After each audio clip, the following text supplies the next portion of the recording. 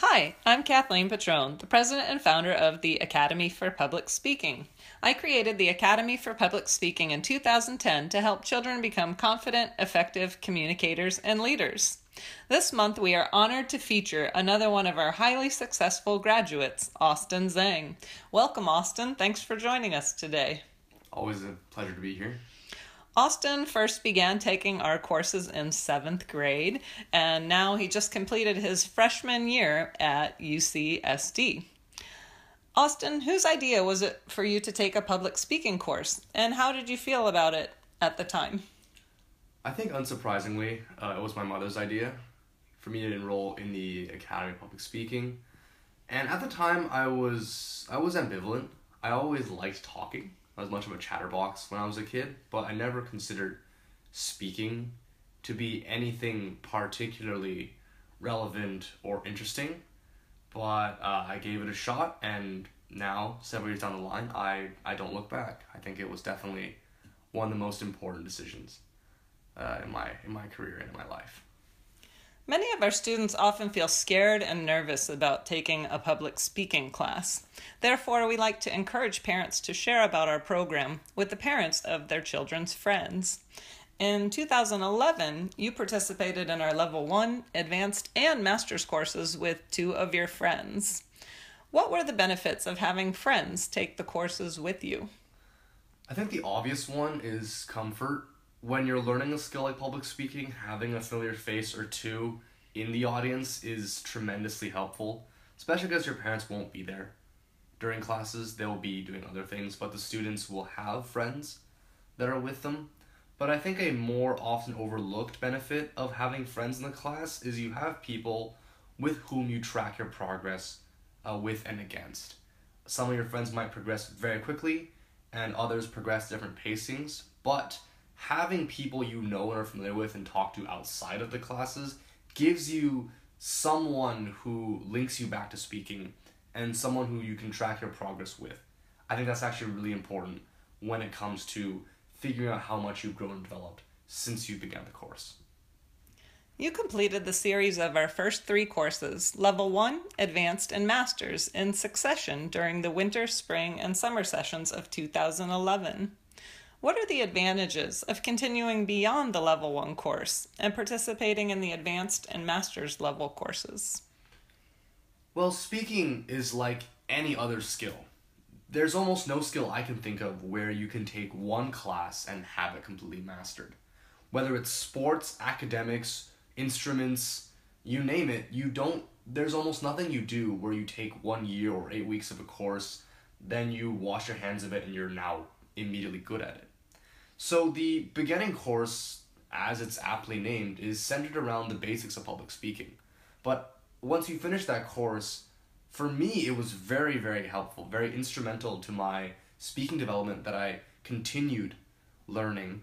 My parents were very pleased with you, Ms. Petrone, and your teaching style. So further refining and honing my skills to the point where I could move on to private lessons or self-improvement. That was the value of advanced level courses. It's taking a student from knowing the basics of speaking to forging their independent style, being able to recognize and understand advanced speaking on their own. And that only comes through repeated practice, more lessons, more learning. And I feel like that's the value of the advanced level courses. I remember when I first began developing my public speaking skills. Unfortunately, I waited until I was an adult to overcome my fear of public speaking. But that's another story. I had only been a member of Toastmasters, a public speaking group for adults, for a few months when a friend of mine challenged me to compete. I had just walked into my club meeting, and he said, "Hey, are you going to compete in the speech contest this year?" I looked at my friend like he was crazy, and I said, "No." I made up all sorts of excuses. I don't have enough time. I don't have a good topic. That's too much work. But the truth is, I was scared. And then my friend asked me a very important question. He said, "Are you chicken?" And it took a little bit of encouragement for me to realize that competing would be a great way for me to improve my skills. Therefore, now, as a teacher, I like to encourage my students to compete. Right after you completed your level 1 course, you began competing in speech contests. Why did you decide to compete, and how has competing helped you improve as a speaker? Probably unsurprisingly, my mother was again a huge factor behind the push for me to compete. I think that as a student I was still kind of unsure of myself, but competing does a number of important things for any speaker, any student.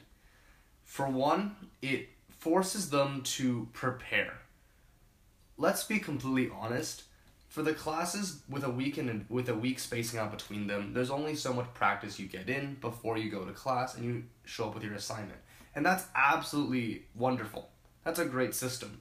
But when a competition is in a month, is in 3 weeks, you have that time to really get your speech down, practice all your gestures, focus on making eye contact. It's that kind of I am going to compete, I want to be ready mentality that adds that special kind of weight, urgency that makes students really come out on their own. You just don't have that with a speech class where the environment is very neutral and very low stakes. That kind of high stakes competition makes students want to prepare very diligently, and that's important. I think that that kind of focus is probably the first important thing about competing.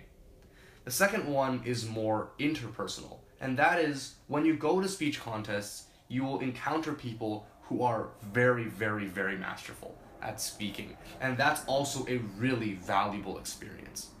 Again, in a speaking class, there may be some people who are stronger or weaker, but everyone's at roughly the same level because the speech classes are organized by skill level. But in competitions, you might be blown away by someone's incredible delivery. And it's important that you learn from people who are doing this for longer and have done this successfully. How do they incorporate hand gestures? What kind of voice inflection do they use? I think a number of things I've incorporated in my speaking style come from having seen other people use it well. And so meeting new people who are doing public speaking and finding out their skills is the second most important thing about competing. And then I think the third one is it's putting your skills to the test. Ask anyone who plays sports or any recitalist pianist why they compete, and they'll tell you it's because practice pays off when you hit the stage, when you hit the field. And that's absolutely true public speaking as well. You can practice your blue in the face in front of a mirror, but that will never match up to the point where you're on the stage, the microphone is on, and it's time to stand in that spotlight and face that scrutiny. That is the place where good speakers emerge, where the confidence really blossoms, when you're in that moment and all the preparation culminates in competing. What advice would you share with someone who feels hesitant to compete? I think that a lot of people get their fear from competition out of either fear of the crowds or fear of being judged. And to that, I want to offer this one piece of advice that has helped me in a number of different fields, whether on or off the stage. And that is, in life, there are two kinds of people.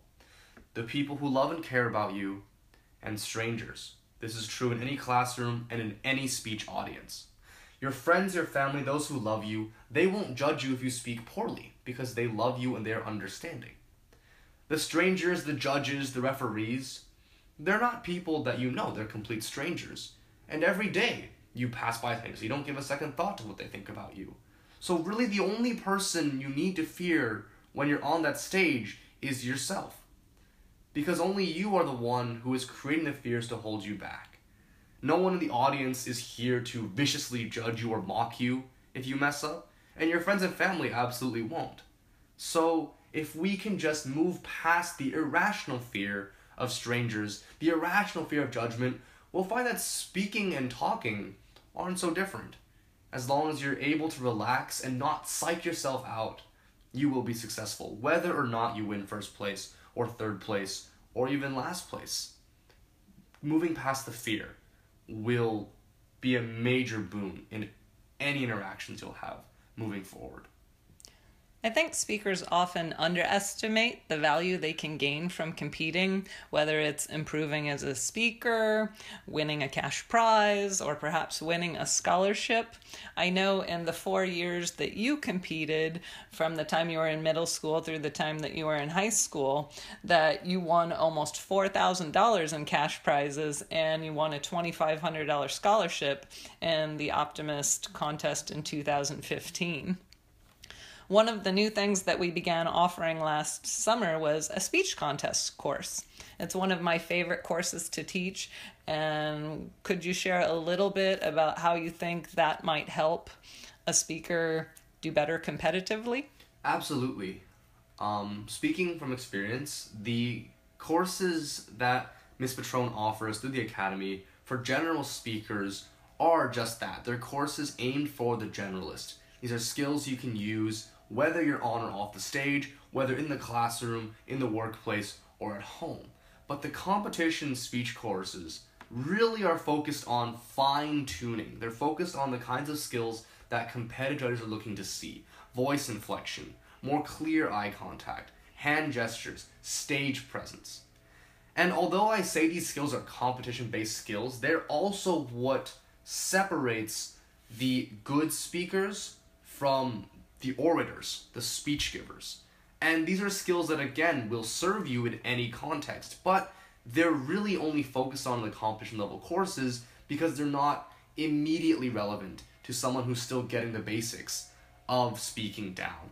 I think that if your student is anything like me, where competing becomes a major aspect of their development, especially if they're going for high school levels of team speech and debate, that kind of experience is absolutely invaluable. But even if they're not on that competitive track, they're not going for contest after contest, there's still very important skills to have, and being able to meet with and see other competitive speakers develop, that again is a very unique and very important experience. So that's kind of what separates the competitive level classes from the general ones. We also began offering a debate course last year, and we're offering a debate camp again this summer too. I know that you were involved in debate during your high school years. Will you please share a little bit about your involvement with the debate team at your high school and how that helped you improve as a speaker? Absolutely. I think that to start, my 4 years of high school speech and debate were all about progression. I entered the student congress team as a novice my freshman year. I made varsity by my sophomore. I captained the team, which is just a fancy way of saying I taught the class for that team, my junior year. And by senior year, I was president of my entire speech and debate team. And I think that having worn those 4 different hats, novice, varsity, captain, and president, each really symbolize a different stage in my speaking development. As a novice, you're learning the ropes of reasoning. You're learning how debate works, why it follows a structure, what judges are looking for. By varsity, you're mastering, again, the more important skills that more composed and experienced speakers use. Advanced research topics. How do you approach finding information, especially through the internet, where there's so many things available for you? How do you approach commanding an audience? And more importantly, how do you stand out in a room full of polished speakers? If everyone around you is good at speaking, how do you close that 1% gap to stand out above the rest? But by captaincy, it becomes less about your improvement, about your movement forward, and more about what can you give back to the team. How do you make sure your skills don't simply leave with you when you graduate? And by presidency, it becomes a much more complicated logistical affair of, oh wow, turns out 100 odd kids traveling to compete in speech debate, that's actually kind of hard to coordinate. And how do you work with principals, with parents, with coaches, and with teachers to make all of that happen? But nowhere along the line did speaking get less important. Speaking was important when I was competing for state championships and I wanted to make qualifiers. Speaking was important when I could show examples of what good speaking was to my students as a captain. And speaking was absolutely important when I was sitting in front of my principal telling him why I thought that our team could really use a chaperone for an upcoming tournament. I think that's the really interesting thing about high school speech and debate, is it, again, takes the skills of speaking and puts them in a context, whether competitive administrative, or mentoring that gives that skill a life. It gives the flesh to the bones. It makes that skill becomes a living practice. You have to use it for something as opposed to just practicing on your own by yourself. You've just finished your first year of college at UCSD. How has developing confidence, public speaking, and leadership skills in middle school and high school impacted your first year of college? Well, for starts, I'm no longer the head of a massive team for my high school, and I'm also not traveling to compete as I was in high school. But I think that's important to know. For those of you out there who are competitive speakers, you most likely will not speak competitively for your whole life. You might do it in Toastmasters as an adult, and you might do it in high school as a student. But there will be a time when speech contests are not the focal point of your skill development. But again, that does not mean your skills a trophy. It does not mean you stop using them. College, any college, is all about self-advocacy. Any college has a wide variety of resources, from psychological services to teaching assistants to research resources to professor office hours that are available to the student. And yet so many students struggle. Why? Because college is about self-advocacy. You have to go and access those resources on your own. Professors won't wait for you to raise your hand. You have to do it in a classroom of 200 or even in a private university classroom of 30 or 40. It's on you to access those resources. And public speaking and the confidence it gives you gives students that ability, that key to get to those resources. Because it is tremendously hard, I've noticed, for lots of students to come out of the bubble and talk to their TAs, talk to even their peers when you don't know anyone in your classroom. So public speaking really in college becomes more of a personal skill. You're no longer speaking for the audiences of hundreds. You're no longer speaking for the judges. You're speaking because you have important things to say or to ask. And without the voice, those ideas get locked in your head where they're not going to be helpful to you. So really public speaking and the confidence it brings becomes incredibly important in college. Not only because it gives you the self-assurance to reach out or to help others or to access superiors or resources, but also it makes it so that you're no longer isolating yourself because you don't know how to reach out. Over the past 6 years, you have progressed with the Academy for Public Speaking and as a public speaker in so many ways. You've gone from a level 1 student to an advanced student to a master's graduate. You've gone from a contestant winning club and zone and region level contests to the district champion of the San Diego Optimist contest. You won a $2,500 scholarship.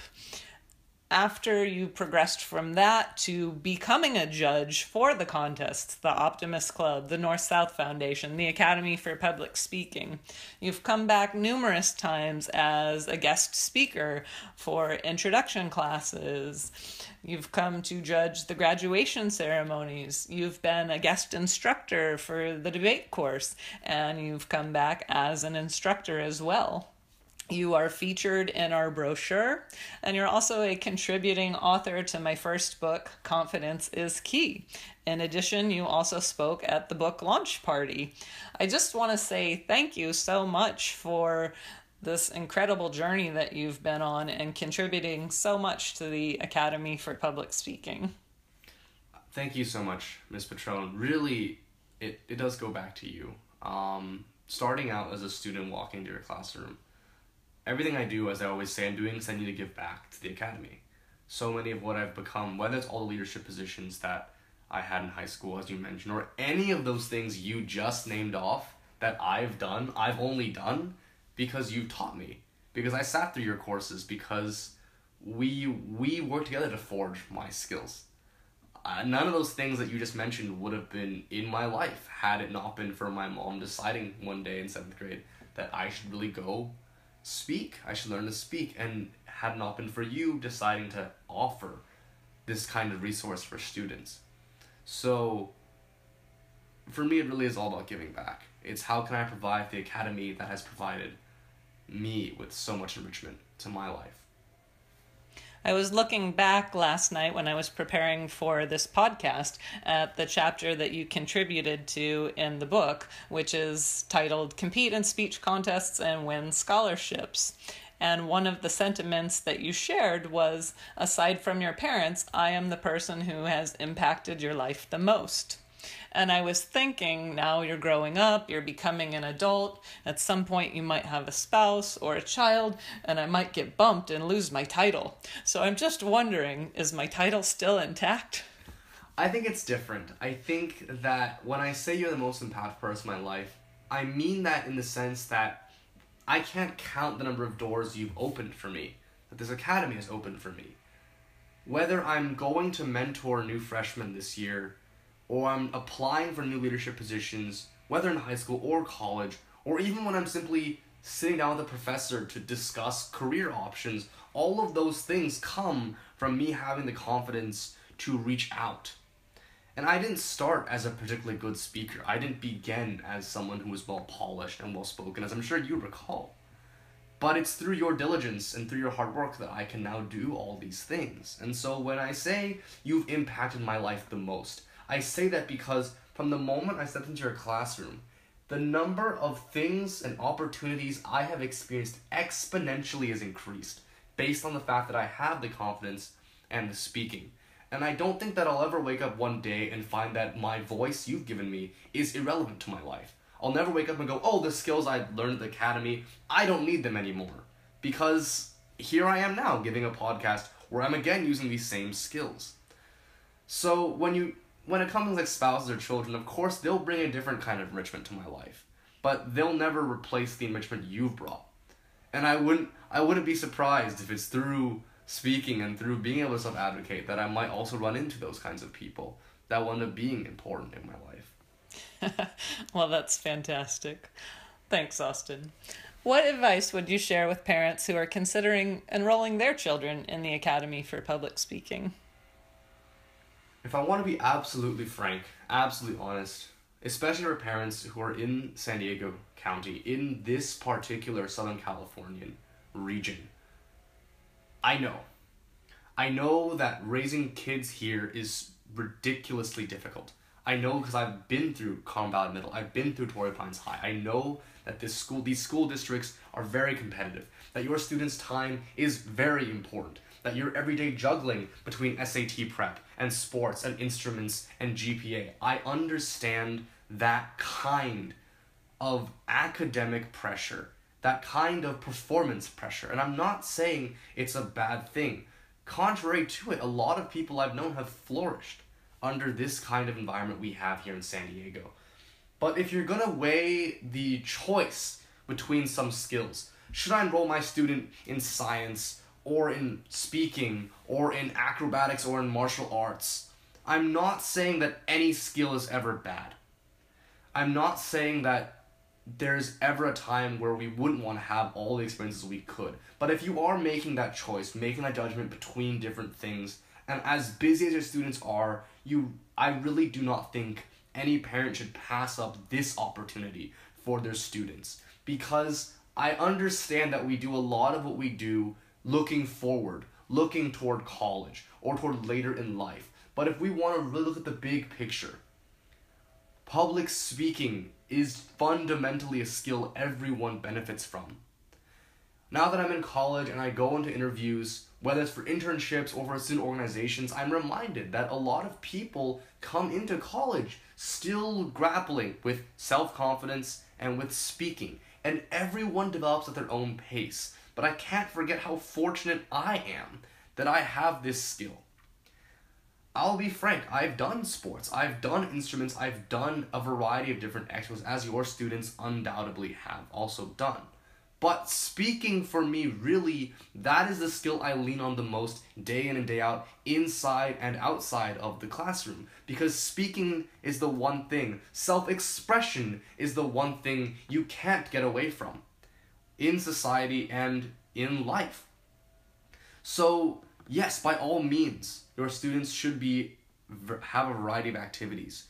But if you are making that time judgment, do strongly consider the Academy of Public Speaking or any speaking course, because this skill is really not one that any student should be lacking in my personal opinion. Austin, do you have any final thoughts or words of wisdom you'd like to share? Absolutely. I just think that at the end of the day, speaking, writing, these things, they're subjective fields. They're things that other people will judge you on. I know I talked about audiences and strangers and friends and family, but at the end of the day, in math, if you can solve a problem, you're proficient in math. In science, if you understand a concept, you're proficient in that concept. But speaking will forever and always be how other people saw you. There's no such thing as a objectively good speaker, because speaking is about how other people receive your words. That being said, there is such a thing as becoming good at speaking. I think that for me personally, having been through both, as you said, for every championship I've won, for every scholarship I've won, there have been contests where I got last, or I didn't advance, or I didn't get as high as I'd like to be. And at the end of the day, I realized that it's about knowing where your skill level is, knowing where you need to improve. Okay, I need to work on my eye contact, I need to work on my hand gestures, but I also will recognize that I've come a long way, that I know that I've improved, regardless of what the judges, the scorecards, or the timer ballots say. So I think that that's one thing I want everyone to keep in mind, is in many things, but especially in speaking, it's both about how you view yourself and about how other people view you.